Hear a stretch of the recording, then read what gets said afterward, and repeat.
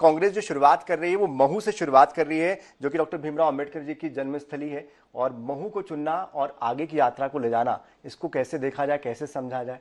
देखिए, महू को चुनने के पीछे जो कांग्रेस की रणनीति है वो 2018 के अनुभव को लेकर है। 2018 में भारतीय जनता पार्टी को जो सुरक्षित क्षेत्र हैं, आरक्षित क्षेत्र है, वहां पर पराजय का सामना करना पड़ा था। और पिछले 5 सालों में भारतीय जनता पार्टी ने संगठन और सत्ता दोनों ही दृष्टियों से उन सीटों पर खास ध्यान केंद्रित किया।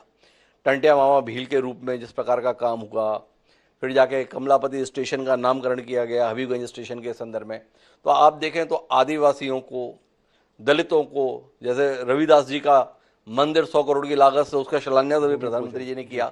लगातार उनके संदर्भ में जो कार्यक्रम हुआ उसमें स्वयं प्रधानमंत्री नरेंद्र मोदी की सक्रिय भूमिका रही इन आयोजनों में। तो कुल मिला के 2018 की पराजय के बाद जो बहुत बहीन अंतर से रही थी, भारतीय जनता पार्टी ने पिछले 5 सालों में इन आरक्षित सीटों को केंद्र में रखा है। जो सीटें जीती हुए हैं उन्हें तो बचाए रखना है, पर जो सीटें हार गए थे उनको कैसे जीता जाए इस पर काम किया है।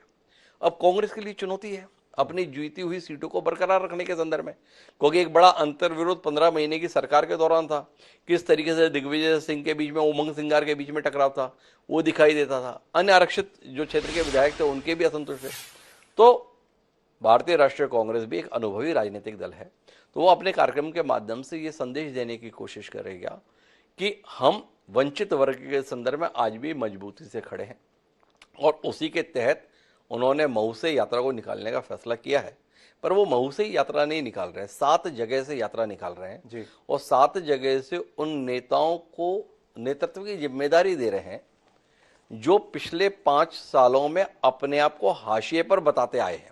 अरुण यादव जी, अजय सिंह राहुल, जीतू पटवारी, सुरेश पचौरी, ये वो नाम हैं जो भारतीय राष्ट्रीय कांग्रेस के मध्य प्रदेश में कद्दावर नेताओं में तो गिने जाते हैं, पर जिनको अभी कोने में देखा जाता है, इन्हें मुख्य धारा में नहीं देखा जाता। और हम कोने में हैं ये बताने में ये नेता अपनी तरफ से कोई मौका भी नहीं छोड़ते हैं कि देखो हमारे साथ ठीक नहीं हो रहा है, हमारे साथ ठीक नहीं किया जा रहा है। दिग्विजय सिंह और कमलनाथ 2 इतने बड़े कद के नेता हैं राष्ट्रीय फलक पर कि उसके आगे ये कहीं ना कहीं डग छुप जाते हैं और इसके कारण से ये कहीं ना कहीं परेशान से दिखाई देते हैं। तो शायद अब इनको ये भूमिका देकर पार्टी कोशिश करे कि संभाल लिया जाए, इस रूप में हम देख सकते हैं।